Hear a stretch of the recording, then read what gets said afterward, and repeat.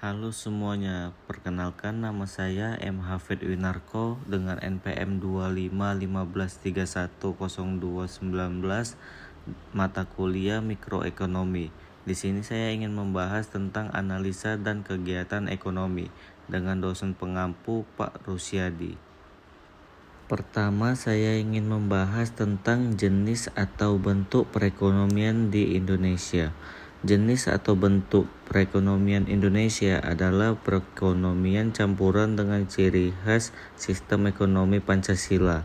Artinya, perekonomian Indonesia menggabungkan unsur pasar bebas dan campur tangan pemerintah untuk mencapai keadilan sosial bagi seluruh rakyat. Berikut penjelasan bentuk atau jenis perekonomian di Indonesia. Sistem ekonomi Pancasila atau ciri khas Indonesia. Sistem ini berlandaskan pada Pancasila dan Undang-Undang Dasar 1945, terutama pasal 33 Undang-Undang Dasar 1945. Ciri-cirinya adalah yang pertama adalah produksi dikerjakan oleh semua dan untuk semua di bawah pengawasan pemerintah. Yang kedua, cabang-cabang produksi yang penting bagi negara dikuasai oleh negara, misalnya listrik, air, dan transportasi strategis. Yang ketiga adalah swasta dan masyarakat diberi ruang untuk berusaha di bidang yang tidak dikuasai negara. Yang keempat, pemerintah mengatur agar perekonomian tidak dikuasai oleh satu kelompok saja. Dan yang terakhir adalah kesejahteraan rakyat menjadi tujuan utama. Dan selanjutnya kita akan membahas soal sistem ekonomi campuran, perekonomian kerakyatan, perekonomian pasar terkendali, dan kesimpulannya. Yang pertama, kita akan membahas tentang sistem ekonomi campuran.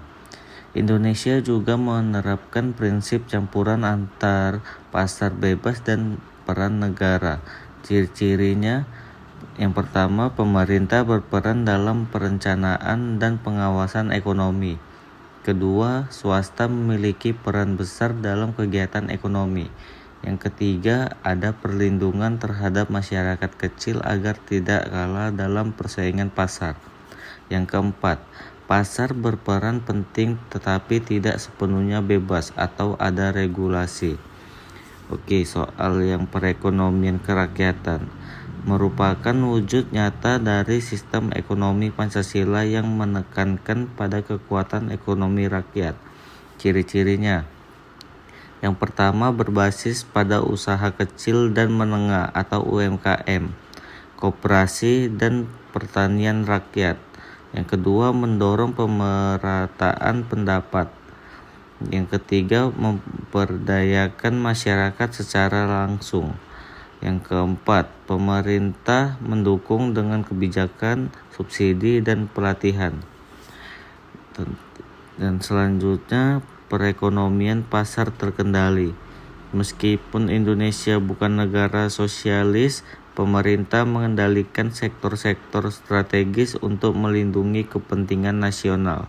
Contoh sektor yang dikendalikan negara. Yang pertama, pertambangan, minyak, gas, batu bara. Yang kedua, listrik dan air bersih. Yang ketiga, transportasi strategis, kereta api, pelabuhan udara. Yang keempat, perbankan nasional. Dan selanjutnya, kesimpulan. Jenis perekonomian Indonesia. Yang pertama, perekonomian campuran. Yang kedua, berlandaskan sistem ekonomi Pancasila.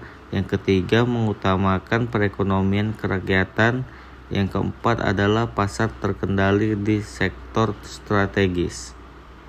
Oke, pembahasan kita yang ketiga adalah berikan penjelasan sistem ekonomi campuran dan sistem ekonomi Pancasila. Yang pertama, sistem ekonomi campuran. Indonesia menggabungkan mekanisme pasar bebas dan peran aktif pemerintah, swasta diberi ruang berusaha, tetapi negara mengatur sektor strategis demi kesejahteraan rakyat. Yang kedua, sistem ekonomi Pancasila berlandaskan Pancasila dan Undang-Undang Dasar 1945 Pasal 33, pemerintah dan masyarakat bersama-sama membangun perekonomian. Cabang produksi penting dikuasai negara, sedangkan sektor lainnya dikelola swasta atau masyarakat. Tujuan utamanya adalah kesejahteraan bersama, bukan hanya keuntungan individu. Oke, selanjutnya kita membahas tentang kelebihan ekonomi Indonesia dan kritiknya. Sumber daya alam yang melimpah. Kelebihannya, Indonesia kaya minyak, gas, batu bara, hutan, laut, dan hasil bumi. Kritiknya, kekayaan ini sering tidak dikelola secara optimal. Banyak diekspor mentah, bukan diolah menjadi produk bernilai tambah. Akibatnya, keuntungan lebih banyak dinikmati negara lain. Pasar domestik yang besar. Kelebihannya, jumlah penduduk besar menciptakan peluang ekonomi yang luas. Kritiknya, besarnya pasar belum diimbangi dengan daya beli tinggi dan pemerataan pendapat, sehingga potensi ini belum sepenuhnya dimanfaatkan. Oke, selanjutnya kita akan kasih solusi yang terbaik untuk ekonomi Indonesia dan akan membuat alasannya. Sistem ekonomi Pancasila adalah sistem ekonomi yang berlandaskan Pancasila dan Undang-Undang 1945, khususnya Pasal 33. Sistem ini menggabungkan mekanisme pasar dengan peran aktif negara, serta mengutamakan kesejahteraan rakyat di atas kepentingan individu dan kelompok tertentu. Alasan mengapa sistem ekonomi Pancasila cocok untuk Indonesia. Yang pertama, sesuai dengan dasar negara dan ideologi bangsa, sistem ini selaras dengan nilai Pancasila dan semangat gotong royong. Negara berperan aktif mengatur sektor strategis, sementara masyarakat diberi ruang untuk berusaha. Ini mencerminkan kepribadian ekonomi bangsa Indonesia. Yang kedua adalah menjaga keseimbangan antara kepentingan negara dan rakyat. Sistem ini tidak terlalu liberal atau seperti kapitalisme, dan tidak terlalu tertutup seperti sosialisme, sehingga cocok untuk kondisi Indonesia yang majemuk dan beragam, mengutamakan kesejahteraan rakyat. Dan di sini saya akan memberikan kesimpulan tentang perekonomian Indonesia. Perekonomian Indonesia menggabungkan mekanisme pasar dan peran negara dengan prinsip utama kesejahteraan rakyat.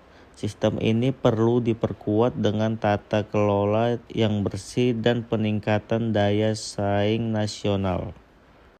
Sekian dari saya, terima kasih banyak untuk yang sudah mendengarkan. Dan terima kasih untuk Pak Rusyadi.